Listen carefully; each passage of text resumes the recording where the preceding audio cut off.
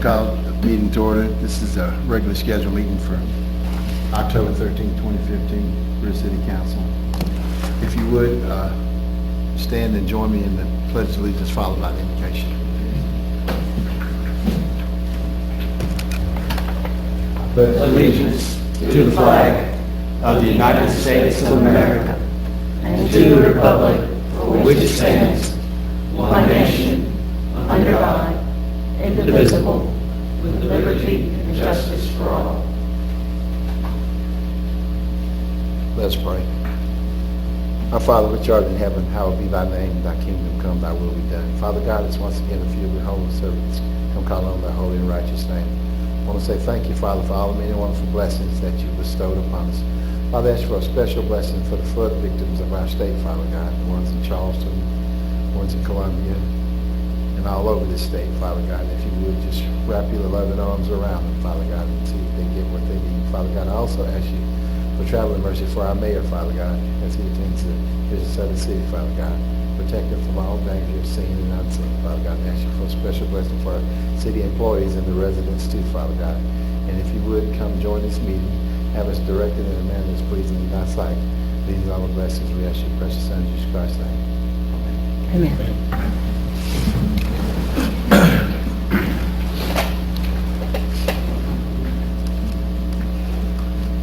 Elizabeth, do we have anybody signed up for speak at public forum? No, sir.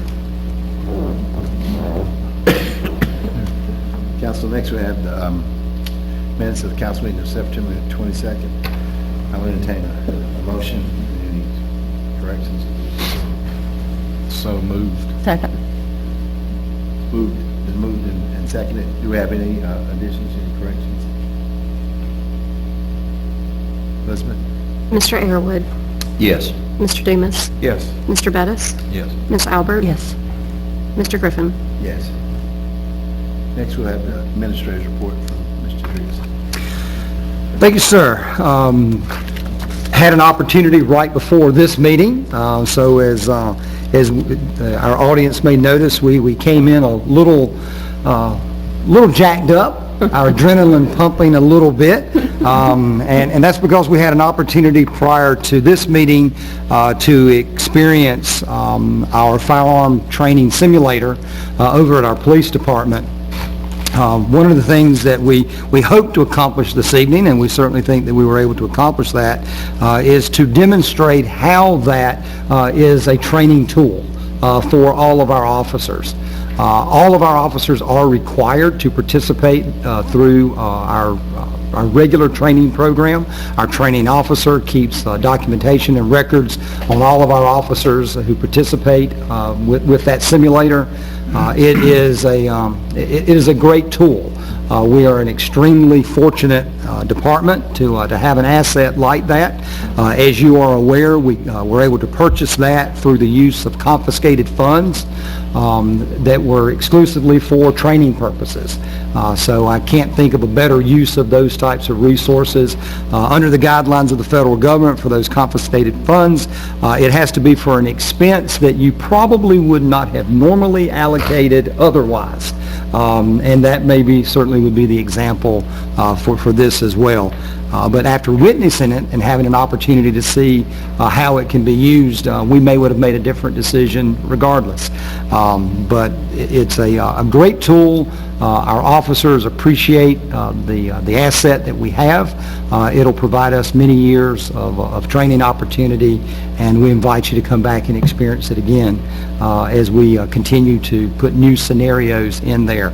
As the officers were explaining to us, there are about 500 scenarios that are pre-programmed into the system, and we'll be adding more as they become available to us as well. So thank you for coming over to the police department prior to this meeting and allowing us to demonstrate that equipment. A couple of things just to remind you of. We are in an open enrollment period for all of our employees. That'll continue through the month of October. That is relative to employee benefits, insurance, those types of things. So we're encouraging all of our employees to make any personal decisions they may need to make relative to those programs. and they'll have through the end of this month to do that. They will also be making appointments with our wellness nurse.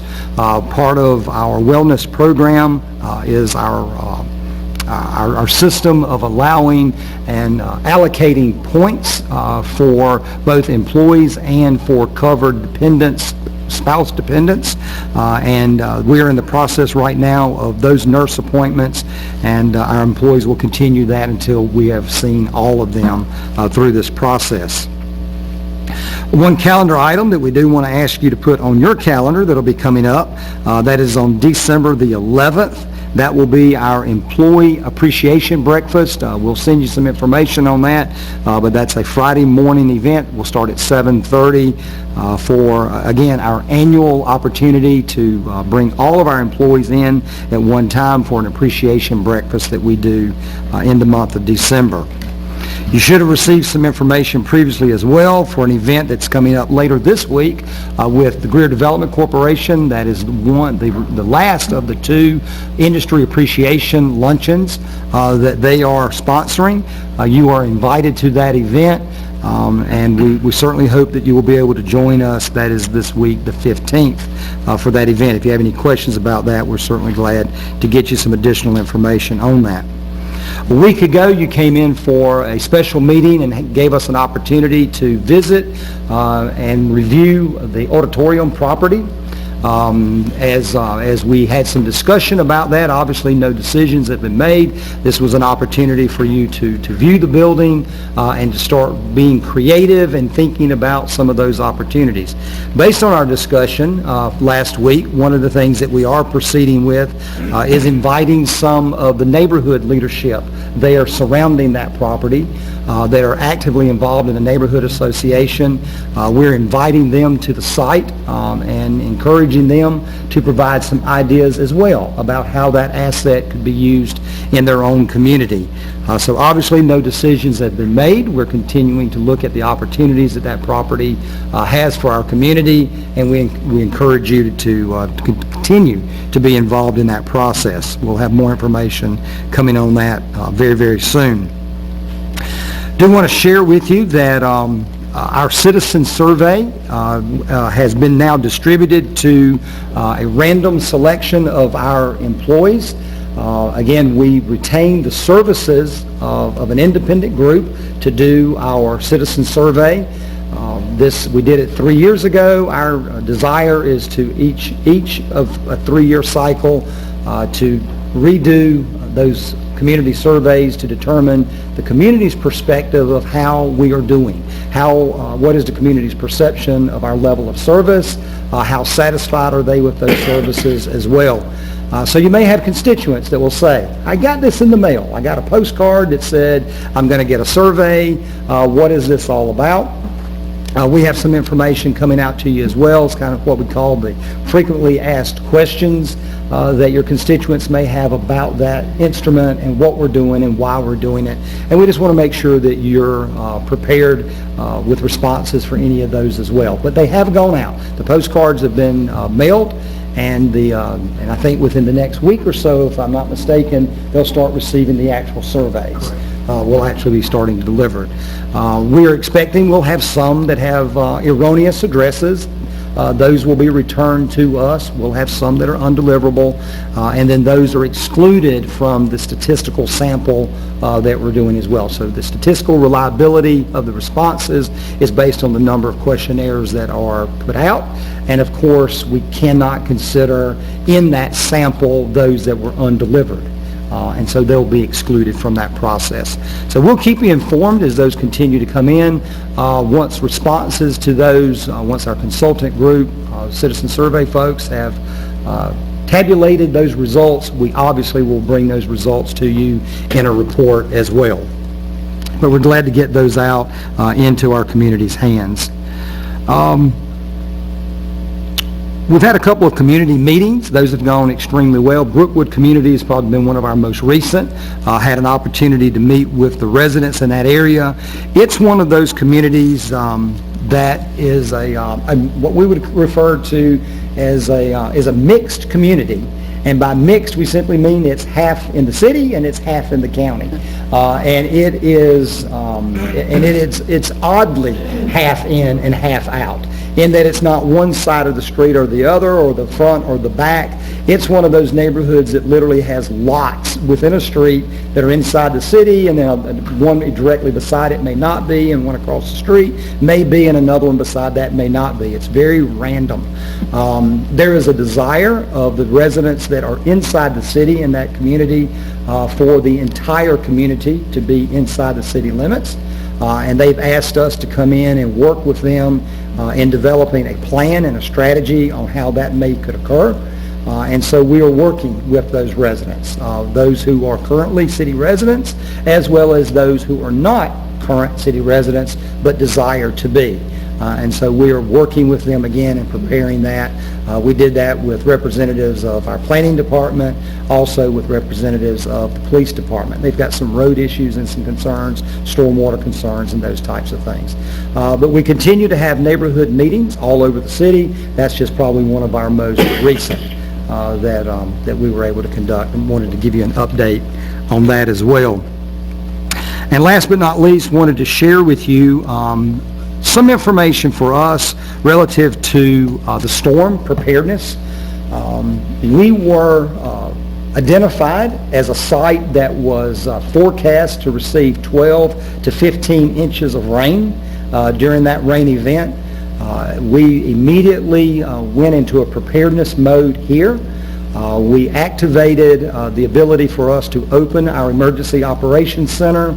All of our departments gathered. We reviewed our strategies and our preparedness for that type of an event, from police, fire, public works, recreation, administration, who was on call, how folks were to be notified, how we were to communicate with Greer CPW in the case of outages. So all of the preparedness that we could have been exposed to for that event, I'm very, very pleased to say we exercised very well in that. We were prepared for that storm. We were very fortunate for us that much of that rainfall did not occur, or it did not occur in the quantities and in the time frames that we were anticipating. Yes, we had some road closures, we had some trees down, those types of things, but we were very spared during that event. You may have seen in our local media, one of the things that we're trying to give some attention to, specific to our community's response to a storm, is what we would consider to be reckless and dangerous disregard for the placement of barricades for roads. We found a large number of folks were removing those barricades from dangerous areas. We cannot overemphasize how dangerous that is. Rising floodwaters change by the minute. And an individual, if we block a road and we barricade that road, and someone comes and removes that barricade because they believe it's safe for them to drive through, and they may have gotten through fine with no issues or concerns. But within minutes, that water can continue to rise. Another vehicle that's lower to the road, all types of issues. We've never had a circumstance that someone removes the barricade and comes back and puts it in place. They simply remove the barricades and they drive through. It is an extremely dangerous situation, and we are attempting to do some public education about that, as well as informing the community that it is illegal. It is actually a felony offense because it endangers other people. And so we're going to be encouraging our community that if they see people remove barricades from blocked roads during storm events, to contact our 911 so that we can follow up on that as well. Our emergency preparedness will be extremely taxed during natural disaster events. We don't need that complicated by recklessness. And so we wanted to make sure that you were aware of the seriousness and the issues that it causes to our community, and we'll continue to work with our local media to educate our public about what is the appropriate and the inappropriate way to handle an approach to those barricades. But again, we were very, very fortunate. It was actually a pretty mild, calm night for us on that Saturday night. But other people in our state were not as lucky, and we have been responding with mutual aid assistance to some of those areas as well. Several members of our fire department responded as part of state response teams or county response teams. We have some folks that were on swift water emergency rescue. They responded and were out immediately on that event. We had others that were on statewide teams as well. We have 2 additional employees that are on standby right now. Ruthie Helms, our building official, and also our fire marshal, Scott Keeley, have bags packed and are prepared to go and assist Richland County with the needs that they have relative to inspections of property.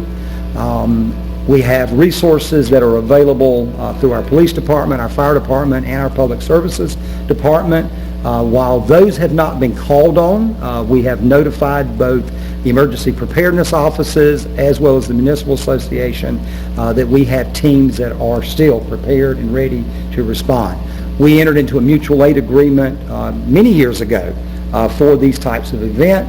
And so if something were to occur in our community, we can request assistance, as well as if something occurs in another community, we can provide assistance. You're probably more familiar with our individual agreement that we have with the town of Mount Pleasant. We've stayed in constant communication with them throughout the storm and following the storm.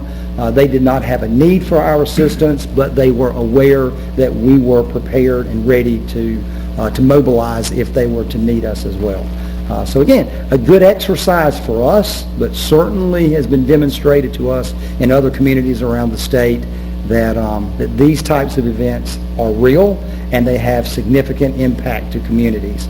And we'll continue to work with these communities as they mitigate the issues related to the flooding from this past storm. Those were the items that I needed to bring to council's attention this evening, and I would not have any items that I would be requesting of your consideration for executive session. Thank you for your report, Mr. Driggers. Next, we have appointments to board and commissions. Housing Authority of the City of Greer, period in its term expires October 31st, 2015. The Housing Authority is requesting that he be reappointed to another term. I'll make a motion we reappoint Perry Dennis. Second. Have a motion and second. Any discussion? Elizabeth? Mr. Airwood. Yes. Mr. Dumas, sorry. Yes. Mr. Bettis. Yes. Ms. Albert. Yes. Mr. Griffin. Yes. Next, we have old business, second and final reading of ordinance number 20-2015.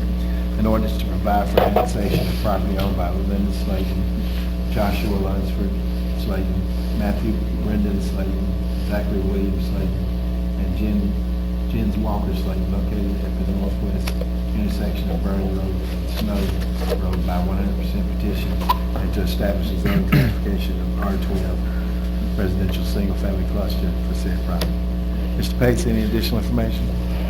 Thank you, Mr. Griffin.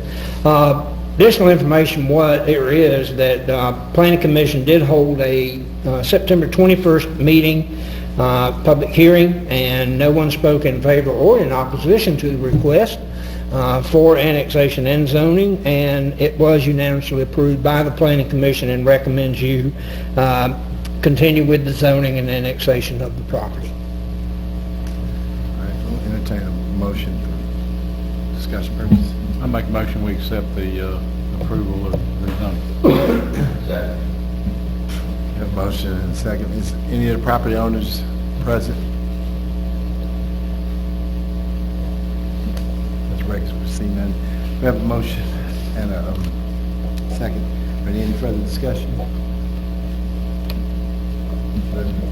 Mr. Airwood. Yes. Mr. Dumas. Yes. Mr. Bettis. Yes. Ms. Albert. Yes. Mr. Griffin. Yes. Thank you, Mr. Griffin, council. Next, we'll move on to new business. First item on the agenda is 2016 City of Greer Road Resurfacing List. Attached, proposed road resurfacing list for Greenville County and Spartanburg County. We have Steve Grant, our engineer. Good evening, council. You should have two lists in front of you, one for Greenville County, one for Spartanburg. I've compiled these lists from an existing database for street rankings. I did ride each street to visually check their condition compared to the ranking list. I've also heard that the Greenville County CTC match may not be as much as it has been in the past, but that's not official. And I'm speculating that maybe the top half of those lists that you have will be funded. That's just a speculation on my part at this point. We don't have the final funding yet. You will note on the Greenville County side, Beco Road, it's about a 2,000-foot long road. Approximately 1,500 feet of it's in Greenville County, and 500 feet plus or minus is in the city of Greer. Greenville County wants to pave their portion of the road, and it doesn't make sense to just pave, 75% of a road. So we've moved Beco Road from, it was actually listed as number 5 on the priority list, and moved it to number 1 to make sure that it'll be paved this year, and then we will be responsible for about 22% of the cost of paving Beco Road. That's all I have. If there are any questions, I'll try to answer those. For purposes of discussion, I'm going to entertain a motion. Make a motion, we accept the list. Second. All right, that's, floor is open for discussion. For information, what's North Howell Road? Where's North Howell? As it says, beginning point is Gap Creek, going to Becky Gibson. Which county are you in? That's Greenville. Greenville County? I'm just trying to, I know where Gap North Creek Howell. and North Howell. I've ridden the street, but I don't know exactly where. You know where that That's is? up next to Greer High, Greer Middle, I was thinking, yeah, right across the road from right. North Howell is right across the street from, Greer Middle, Greer High, right there where Right. the lake is. that's in the city, that's right. Yeah, that property, some on the right and most on the left are in the city.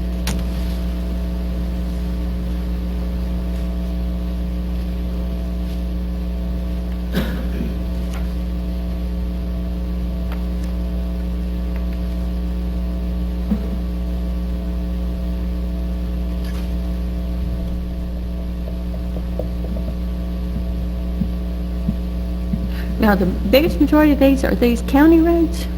These are all city roads. They're all city? City All maintained. Like roads. Howell is city? Right. It belongs to the city, not a county road or anything. Well, I know Gap Creek has to be a county road or a state road, right? Gap Creek Road? Surely. Is it in the And states? Becky Gibson? Well, that's the to and from point. Yeah, that's the two in front. Oh, okay. From that point to the Okay. next point. Right.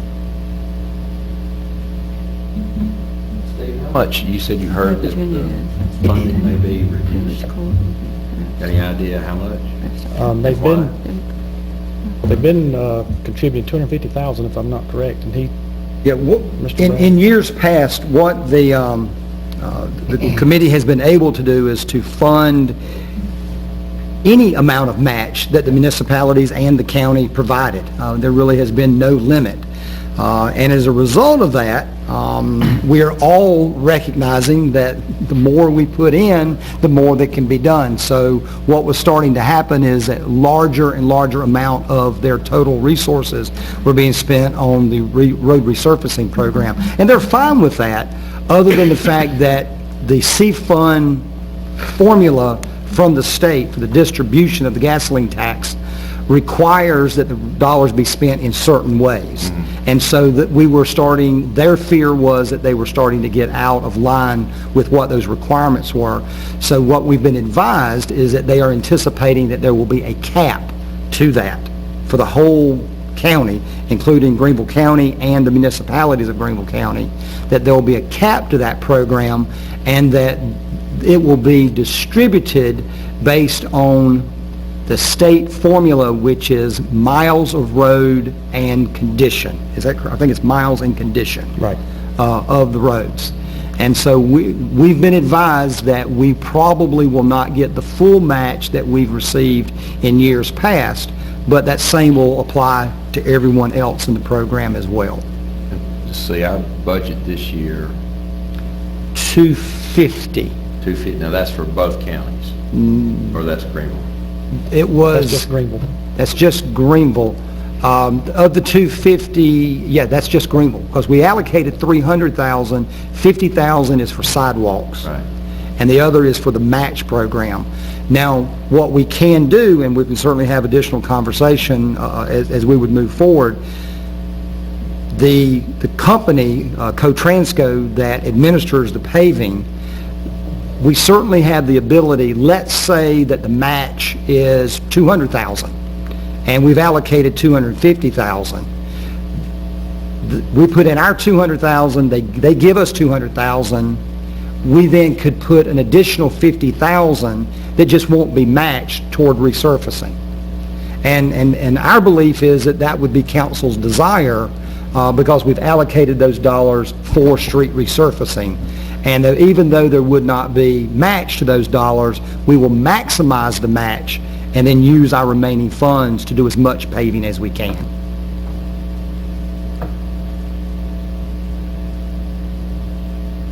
But we haven't received the official notification from the Transportation Committee. We've been advised that we should be expecting to receive that, but that has not occurred. So that's what we're in a little bit of limbo, waiting for that official notification. This is coming from Cotransco staff to us, not through the committee.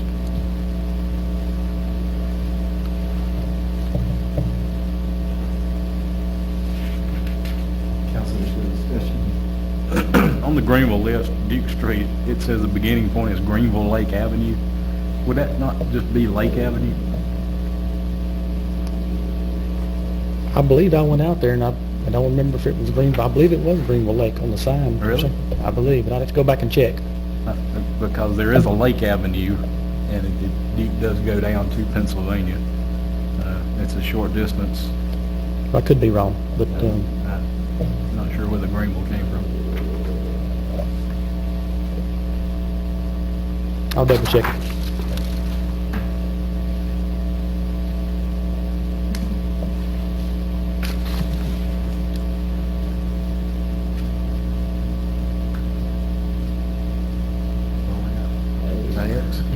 I'm good. Elizabeth? Mr. Airwood, Yes. Mr. Dumas, Yes. Mr. Bettis. Yes. Ms. Albert, Mr. Griffin. Next we have first reading of ordinance 21/2015, an ordinance to provide for the annexation of property owned by Albertson Properties LLC located on South Plunket Road by 100% petition to establish a zoning classification of C3 highway commercial for said property. Ordinance 21/2015 is an annexation and zoning request for property located on South Plunket Road. As requesting a zoning classification of C3 highway commercial, 1.65 acres with the purpose to relocate Brewster's Ice Cream from 6040 Wayhampton Boulevard and 650 feet of right-of-way of South Plunket Road. The subject property is currently vacant. This annexation will also include 1,613 feet of additional right-of-way to remedy some of the existing jurisdictional issues along South Plunket Road. This leaves a remainder of 1,806 feet of South Plunket Road outside the city of jurisdiction. The Planning Commission will conduct a public hearing on the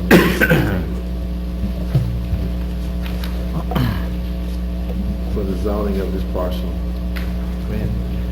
Thank you, Mr. Griffin. A little bit of cleanup on this. The last portion where we're talking about annexing additional 1,600 feet of right-of-way along Buncombe Road. Right now, we've had to withdraw that due to some legal advice. For one, we may have to do that as a separate ordinance. Not a big issue, but we'll clarify that as we move forward. However, we are annexing currently the center line portion of this property and of the property that adjoins the Greenville Car Wash that was annexed couple of years ago, under construct, when it was already about ready to go under construction.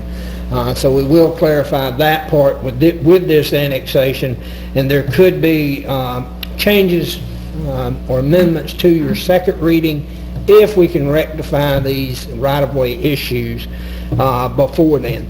The primary of the property, though, is the property that's adjacent to the Greenville Car Wash that's on the other side of Commerce Drive, I believe it is, and it's where all the used cars used to sit out front that didn't have a office, technically, for all the used cars. So they have purchased that, Brewster has, and again, their site that's on Wade Hampton Boulevard, they've sold the site.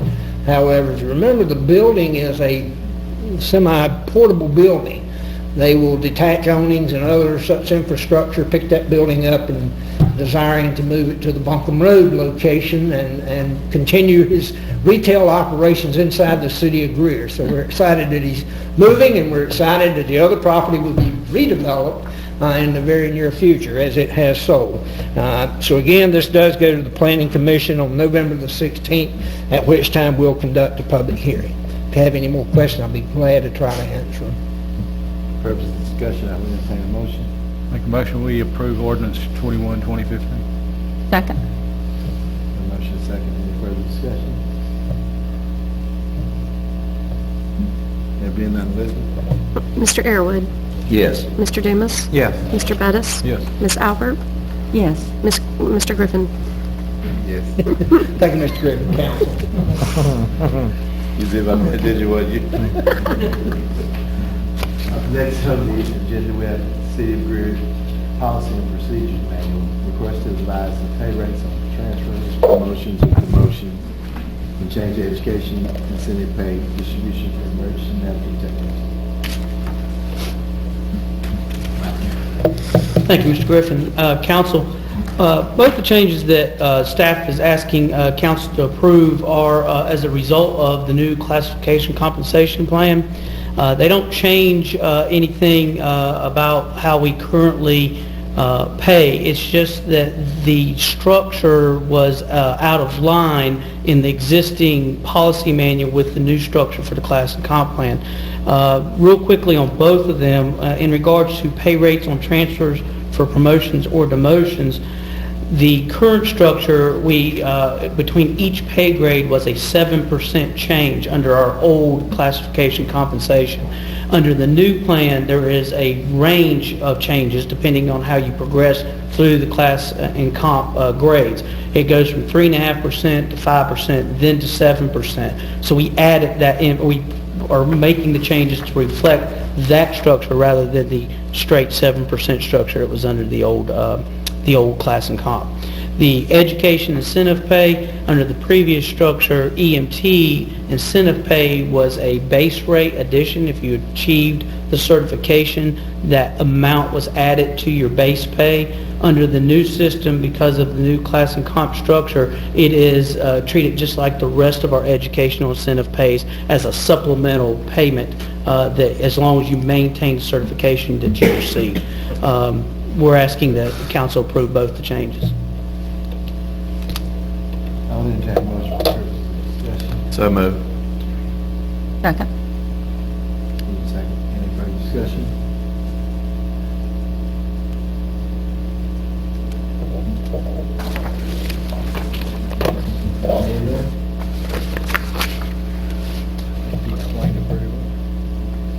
Elizabeth?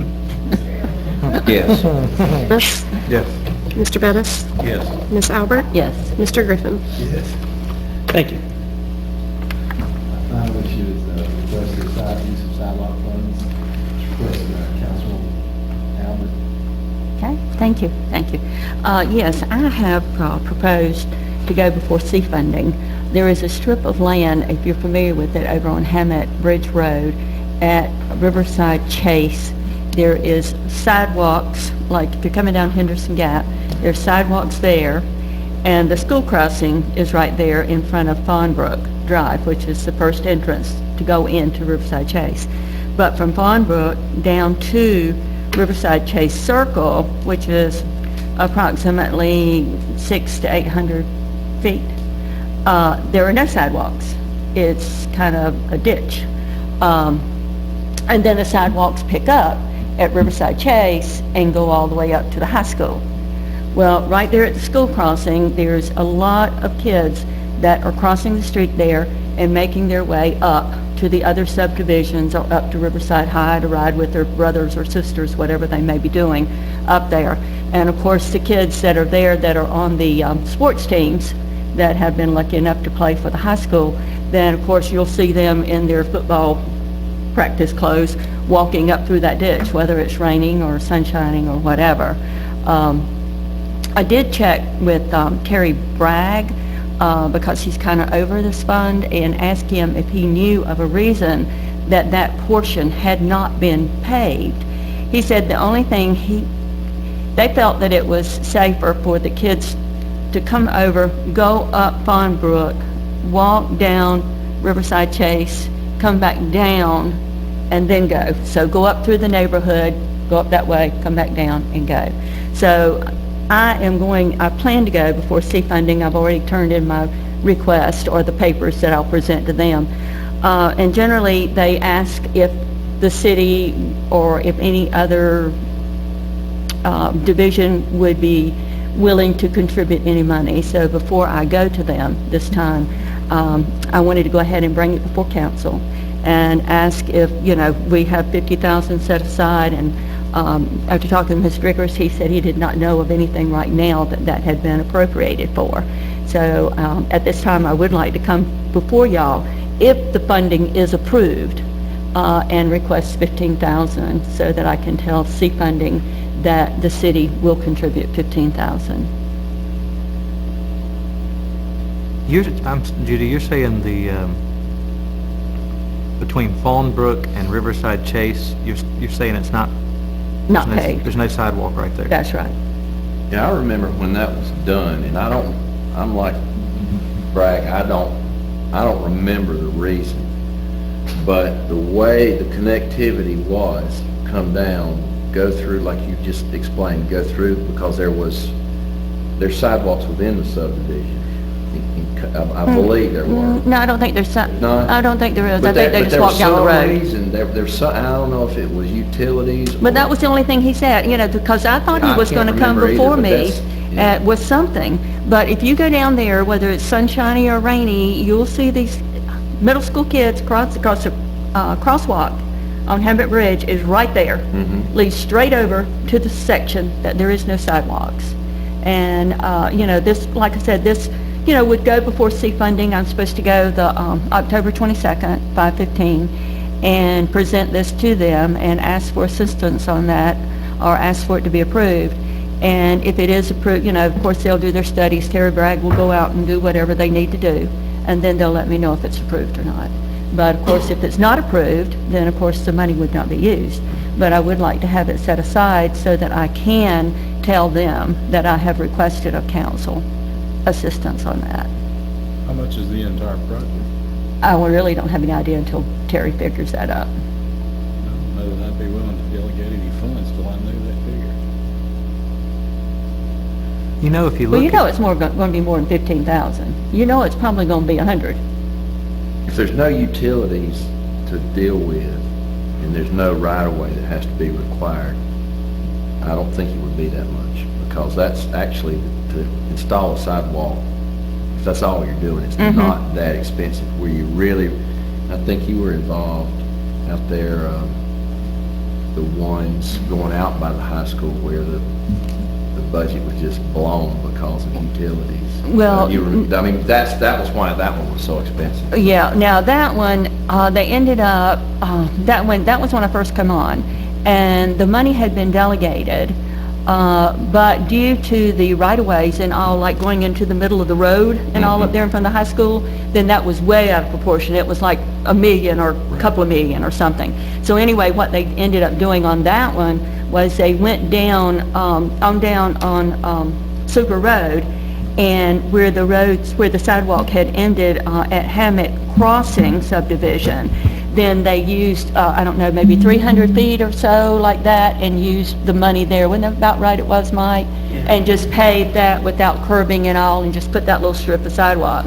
Now, I did go to C funding, and I requested the sidewalks that are over on East Suber Road, starting down at River Birch Townhomes and coming back up to Hammett Bridge, and they did put those in. So, and I did not ask the city for any money on that. I mean, the county did that, or C funding did it. Was that on county property? It's on a state road, just like Hammett's a state road. And the place you're talking about now is a state road? Yes, it is, Hammett Bridge Road.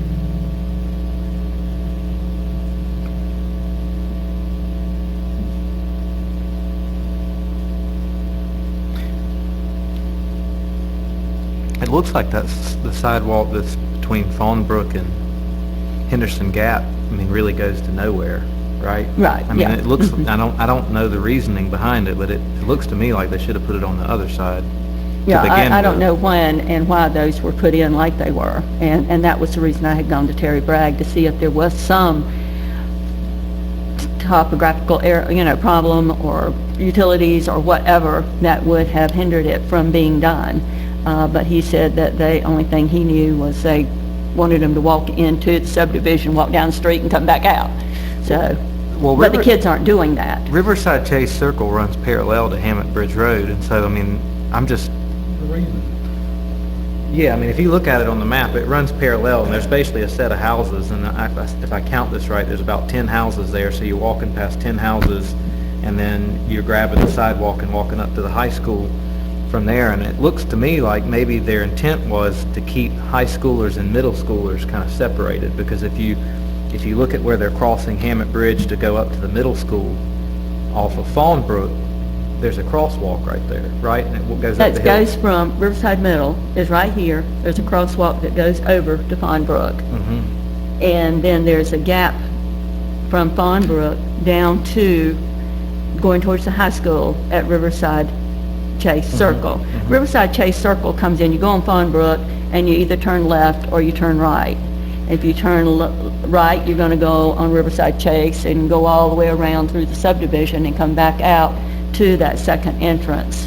And then you'll be proceeding to the high school. Mhm.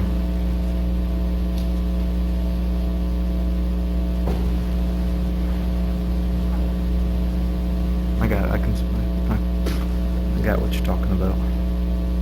Now, I know that I have been to a couple of meetings at the middle school, and this is a concern of theirs as well. There was some reason that was done the way it was done. Well, if the reason comes out and C funding is not granted, then the money will not go anywhere. The money will still be in sidewalk funds. I'm not positive. I think the issue was stormwater. It's I mean, drain, not yes. drain, not stormwater. Yeah, stormwater. It's storm It was drainage. it was a drainage. It was the expense of installing, the underground requirements for water. Okay. If And I that had thought section was possibly removed, that was it too, because it, fund the other section. There may or may not be some utility issues. That I'm not positive of, but I'm pretty sure of the original issue there was the expense. It was an economic decision to route that through the neighborhood, and I'm rather sure that it was the expense of installing the drainage that would be required. Mr. Griggles, wasn't it enhancement funds used for that? Originally, project? yes, Yeah. yes. And I think that it took it out of the budget of what was available in enhancement funds. for enhancement funds. And that's why they made the decision to route the traffic through, the foot traffic through the neighborhood was the solution to not installing that portion of the sidewalk at the time. Yeah, because those sidewalks were installed, when that subdivision came to be, there were no regulations about installing sidewalks Correct. outside subdivisions, so now there is, but, yeah, and that makes sense, because I recall us talking about that, so. I'm not opposed to connecting that. I mean, I know there's a lot of people that use that going back and forth. I agree with Councilman Bettis that I don't know that it serves us best by saying, well, here's 15,000, and they don't have to spend that much. I would, I don't know how we can do that, but I'm not opposed to the sidewalk. Well, do we have to tell them a dollar amount, or can we just say, we're willing to participate, but we need to know how much it's going to be? What Mr. Bragg, and he works for Co-Transco. That's who and they are the consultants to the County Transportation Committee. His advice to us is that rarely does the committee appropriate 100% funding. His position was that whoever the organization is that's making a request for funds to be considered needs to be able to do some match to the program. Some of those are 50-50 matches, some are 80-20, some are 75-25. I mean, it is at the committee's discretion of what to do. Quite honestly, I don't know that the 15,000, based on what we saw previously, I'm not sure that the 15,000 would even meet the 80-20 threshold for what could be the total expense. I don't think this is a form and pour project. I think there's going to be other work that has to occur. And so quite honestly, if we were to say, if council's actions, for example, was to appropriate whatever the amount, if it's 15,000, if council says we would our maximum contribution up to 15,000, but if it came in at a lesser amount, you would maybe your approval would be that we would fund 20% not to exceed 15,000. And that way, if the project came in at 50,000, then our contribution would be 10,000. There are ways that we could do that to protect the cap if that's council's concern. But I think to move forward in the application, the advice that we're being given is that we would need to indicate that there is some match available from the municipality.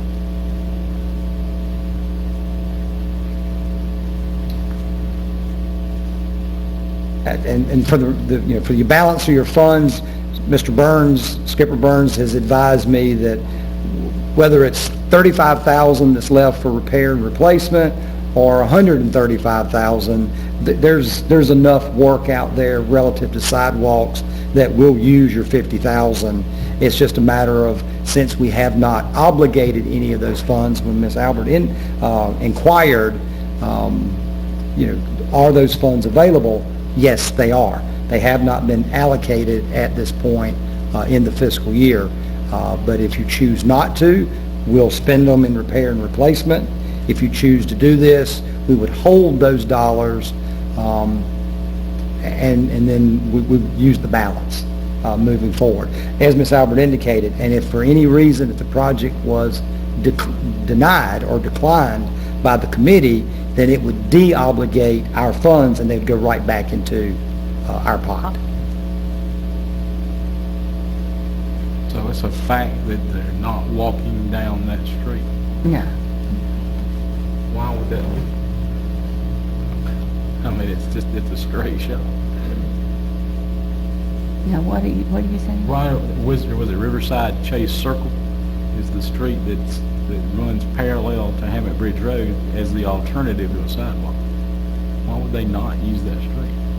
I don't know why they don't, but I've been down there several times in the morning, and they are, just like she said, they are in that gully and in the grass, and they're almost out in the road. Right. I think it's a straight shot. Well, and it's going back and forth, not just towards the high school. You probably have kids coming from From the high up school. the road, Right. coming down and then doing that. But yeah, and then in the afternoons when you're talking, a lot of the middle schoolers are now participating in high school sports or high school programs in the afternoon, and that might be. Now, I don't have an issue with it. I just think we need to structure the way we lay it out there for approval. It's just, like Mr. Driggers mentioned. So what do you suggest? Just say we'll match funds up to, you don't want to put a dollar amount on it? Well, no, I think what Mr. Driggers had proposed is that, or he said we could use as a template is you use, it's a Up to 20% match, 15,000, right? up to 15,000, Right, but not right. exceed. I would if you're making it as a motion, I would recommend that we would appropriate up to 80% of the total project not to exceed $15,000, if that's the amount that you're using. Because if it's a $300,000 project, I don't know that we're prepared to put $60,000. I mean, that's where we're having to be careful for the match. Because is it a $300,000 project or is it a $50,000 project? To Mr. Bettis's point, it's important information, we just don't know because they have not engineered the project. They're just giving us advice that says the likelihood of the committee approving a project with no match is pretty slim. Well, I suspect somewhere they have a file where they did engineer that part of that project. And they may, that's a good point. We did the Bell Mercado Memorial Bridge part of it. Yeah, that's right. Yeah. It's gonna be the most expensive sidewalk in Greer if we do it.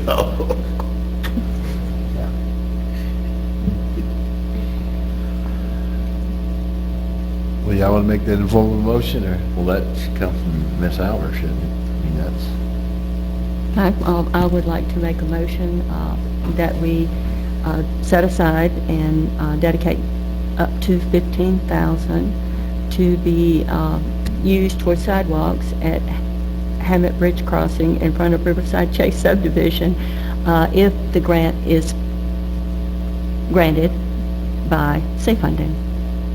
Did I get all that in there? Now, do you want to include the 20% not to exceed? Not to exceed. 15,000? Yeah. That might give us, Second. Motion second. Any further discussion? There being none? Elizabeth? Mr. Airwood, yes. Mr. Dumas, Yes. Mr. Bettis, Yes. Miss Albert, Yes. Mr. Griffin. Yes. Mr. Thank you, Reeves, I Council. think maybe we ought to go to the police department and have firearms training more often. They seem to take out the aggression. There being no further business, we stand adjourned.